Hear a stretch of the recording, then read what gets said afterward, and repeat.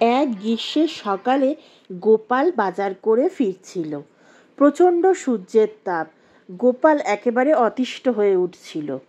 গোপালের সঙ্গে তারই এক প্রতিবেশীও বাজার করে ফিরছিল। তারা দুজনে টুকটাক কথা বলতে বলতে রাস্তায় আসছিলেন।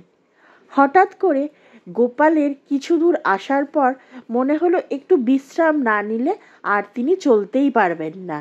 একে তো গোপালের শরীর স্বাস্থ্য বেশ মোটাসোটা, তার ওপরে বাজারের ব্যাগের ভার, তিনি আর চলতে পারছিলেন না। তাই তিনি ওই প্রতিবেশী ভদ্রলোককে বললেন, মশাই, একটু এখানে বিশ্রাম নিয়ে তারপরে গেলেই হবে, কারণ এখনো প্রায় আমাদের বাড়ি আধ ঘন্টার রাস্তা। তখন সেই ভদ্রলোক গোপালের কথায় রাজি হয়ে দুজনে সেখানে বসলেন। কিছুক্ষণ টুকটাক কথা বলার পর গোপালের গরম কিছুতেই কমছিল না। সে অতিষ্ঠ হয়ে উঠছিল।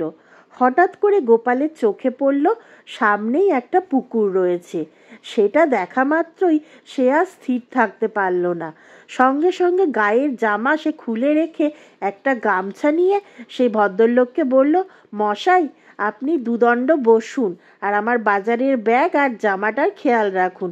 আমি টুক করে দুটো ডুব দিয়ে চলে আসি, নইলে আমার গরম কিছুতেই যাচ্ছে না। সেই ভদ্রলোক বললেন, ঠিক আছে, আপনি যান, আমি বসে আছি। এই কথা বলে গোপাল চলে গেল। কিছুক্ষণ বসার পরই সেই ভদ্রলোকের মাথায় একটা দুষ্টু বুদ্ধি চলে এলো। তিনি মনে মনে ভাবলেন, গোপালকে তো সহজে জব্দ করা যায় না, আজকে আমি একটা উপায় পেয়েছি গোপালকে জব্দ করার।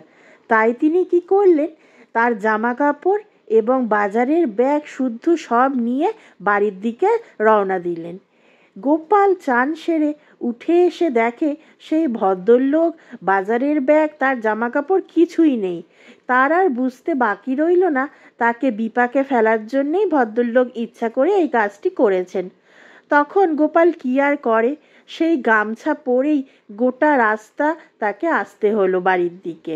সবাই গোপালের দিকে তাকাচ্ছে, কিন্তু গোপালের তো কিছু করার নেই, আসতেই হবে।